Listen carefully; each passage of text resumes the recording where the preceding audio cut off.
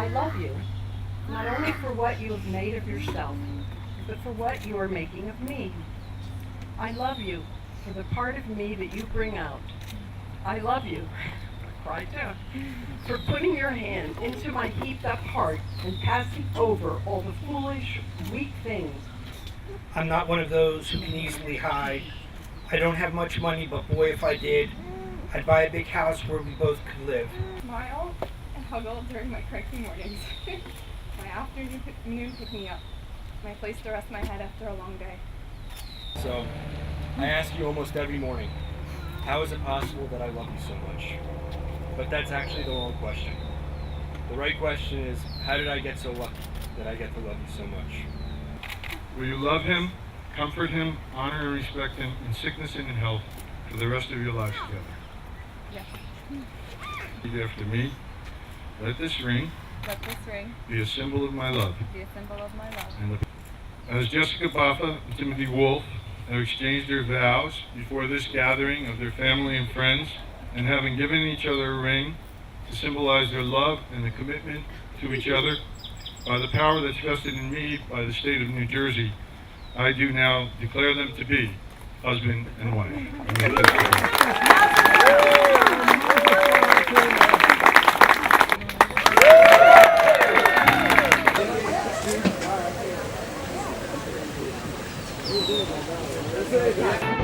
Introducing the groom's parents, Susan and Jerry. Now introducing the bride's parents, Pat and Jean.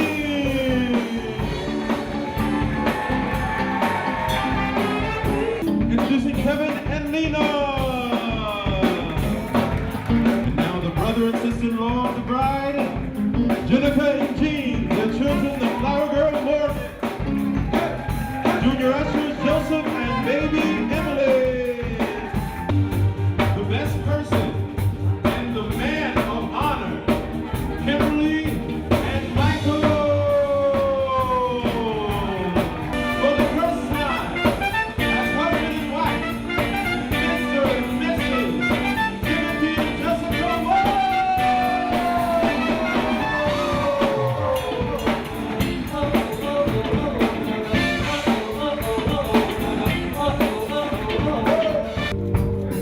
They've been going my way, you know I need you here. Lift my mind all the time. And you come a long way, baby. You know I hope and I pray that you believe me. Everyone, we would like you to join the bride and groom on the dance floor.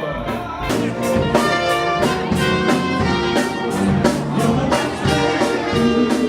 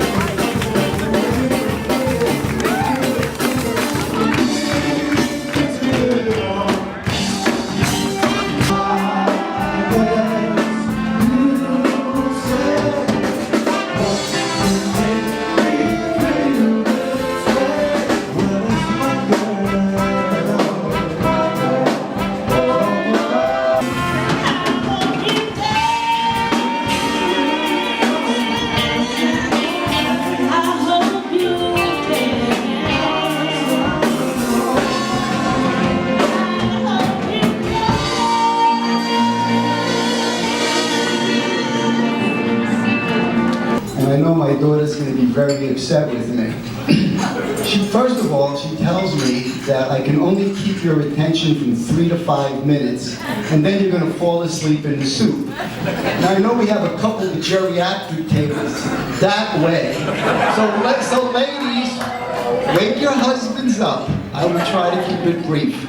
And he said, in order for a man to be successful, he has to pick good parents and live in Dayton, Ohio. I'd like to make a little twist on that. I think for people to be successful and happy, Tim, you have to pick good parents and pick a good wife. And I think you've done that on all three. Now that's the end of me being nice to Mr. Wonderful over here. That's the end. Tim, you broke the glass. It was very nice. You stood up there with a big smile on your face. But did you notice what your wife did? Emphasis, wife. Wife. She looked at you. She put her hand on her hip. She looked down at the glass. She looked at you. You know what she was thinking? You didn't pick it up. You pick things up. You're married. Now apologize and kiss her right now. Every single married man in this room has faced this one question. You have to be prepared for it. You can't blow it. Because Jessica will call me up and tell me. So when Jessica says, like every one of us heard, do I look fat in this dress? You say no. Even if you're not looking, you go, no, you do not look fat. Because if you hem and haw and give it, you're dead, she's going to call me up and say, he thinks I'm fat. I'm like, the idiot? And again, as long as I'm giving him advice, there's something else. What are you laughing for? You taking notes? If she calls me, you are dead. Remember that. Again, now I'm going to give you the last bit of advice, but this is important, Tim. You got to look around the room. Very important. A smart husband. Now look at all the women in here. They're all groaning. They're putting their heads down. A smart husband. My daughter-in-law over there, she's tapping the back of the chair because she knows a smart husband's an oxymoron. Will always think twice before he says nothing. You got it? Yes, dear. Give her a kiss. Jessica says, Dad, I want you to come for dinner. It's Thursday night. It's cold. It's February. It's raining, it's snowing. I want you to meet Tim. I'm not excited about this. Not at all. So I said, okay, I'll come meet Mr. Wonderful. She gave me a list of what I could say and what I couldn't say. And then she said, Dad, I want you to be nice. I said, but Jessica, I'm always nice. And she said, yeah, you remember 2 years, 6 months? I said, okay, Jessica. Tim shows up, we chat, and Jessica's a pretty good cook. But this time, she blew it. She made pork chops. However, the pork chops were really flip-flops, cut to look like pork chops, soaked in salt water, pitch black. She puts them on my dish and they go clunk. Give me a clunk, guys. Professor Clunk? Clunk. Thank you. Keep the geriatrics awake. Clunk, clunk. So I look at this, and she's my daughter, and of course I'm nice. And I try to cut it, force it. I eat it. I eat the piece that said "Made in China." Now, Mr. Wonderful over there, he's cutting it away. He's oh, this is good. This is real. I'm looking at what an idiot. This stinks. But he's cutting away. Oh, this is great. I figured he was either starving to death or just wacko. I gave him a couple of opportunities. I said, Tim, what do you think of it? Now, if he was really smart, he could have come up with a line like, you know, Jessica, I'm Jewish and we don't eat pork chops on Thursday. He's eating these pork chops and I'm looking at him, he's really nuts. So I want to push him. I said, Tim, Cinderwett's food. He goes, yes, Gene. I said, good, eat mine. Clunk? Give me a clunk. Clunk, clunk. I throw him in his dish, and he's eating them. Oh my God! What's wrong, Tim? Give her a kiss. Give her a kiss. Give her a kiss. I knew then that this was going to be the real Mr. Right. Because anybody who would eat them would do anything else for her. So I knew this was going to be my son-in-law, the dummy. So anyway, okay, please, I'm paying for this, I can talk.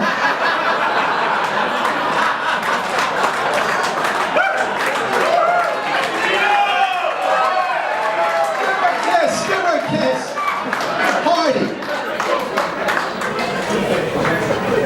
Tim, I'm really glad you ate that pork chop. No, because I know you would do anything for Jess. But now that you're married, you don't have to eat the pork chop.